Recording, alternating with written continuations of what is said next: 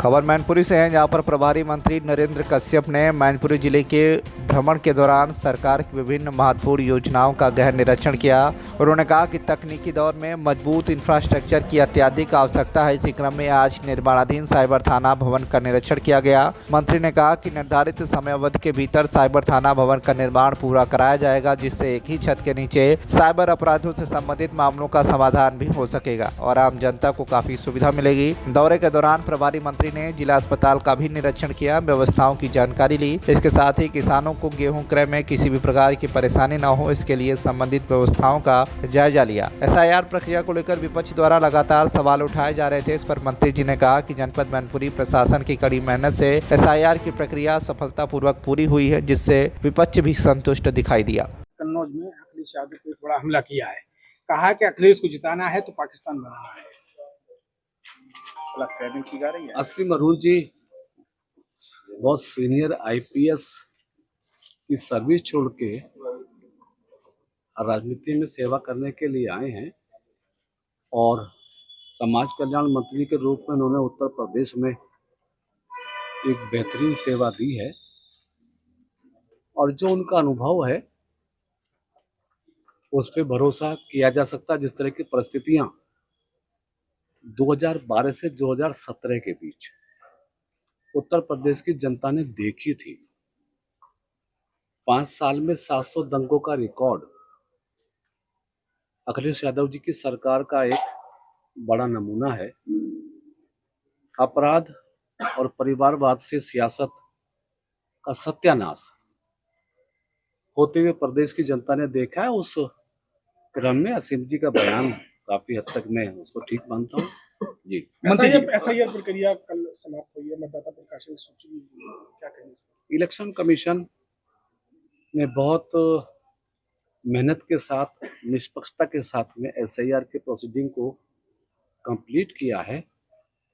2 करोड़ से ज्यादा मतदाताओं के नाम मतदाता सूची से विरत हुए हैं, जिसमें मृतक भी हैं, जिसमें स्थान परिवर्तित वाले भी हैं।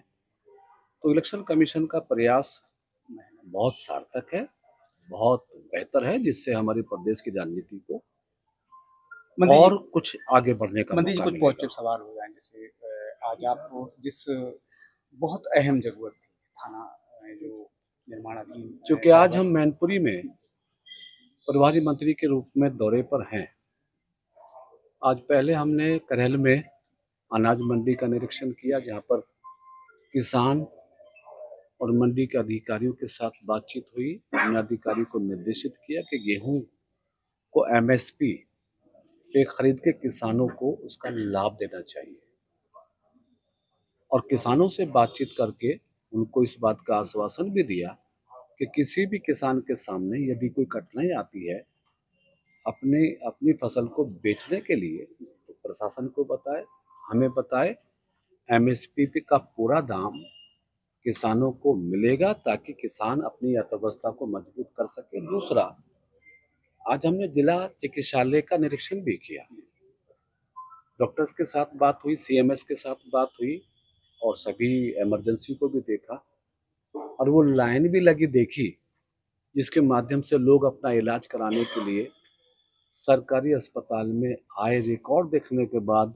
विश्लेषण ये हुआ कि लगभग 1000 पेशेंट पर डे रजिस्ट्रेशन हो रहा है हमारे गवर्नमेंट हॉस्पिटल में।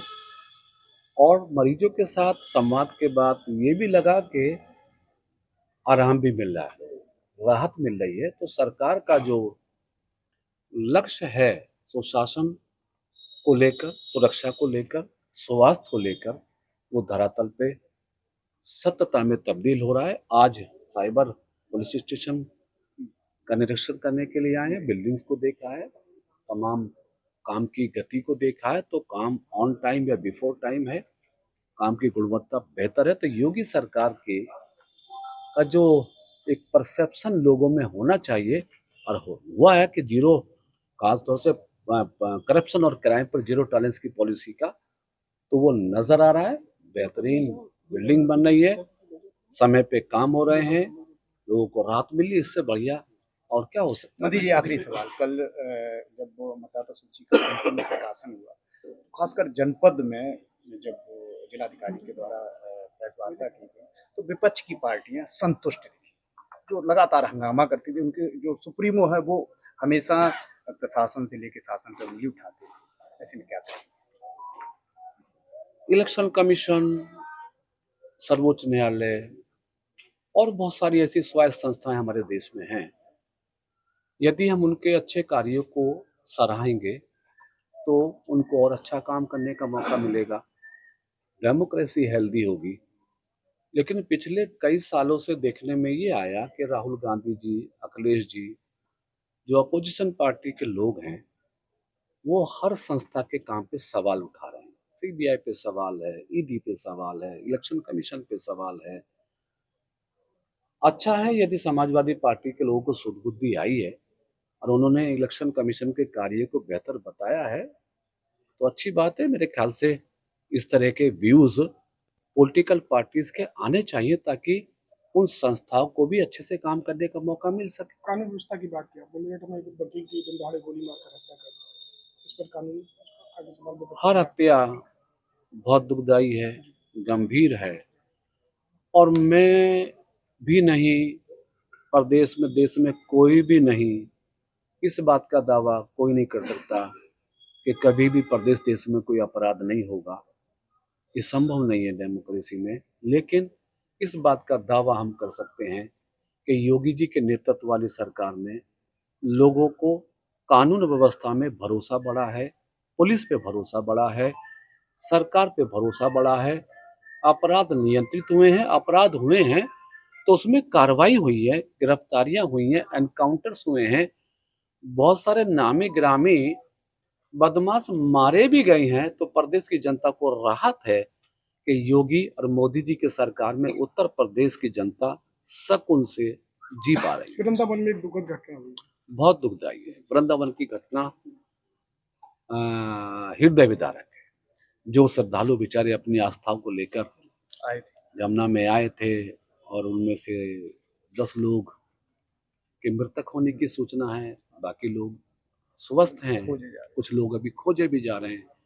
प्रधानमंत्री जी ने उस पर दुख व्यक्त किया है, आर्थिक मदद की घोषणा की है, मुख्यमंत्री जी ने उस पर संज्ञान लिया है और सारे अधिकारियों को निर्देशित भी किया है। हमारे मंत्रीगण मौके पे मौजूद हैं कि 24 श्रद्धालु हमारे प्रदेश में आए हैं, वृंदावन में आए हैं, उन्हें किसी भी तरह की कोई कठिनाई ना हो उसकी कोशिश सरकार कर रही है, लेकिन दुखद है।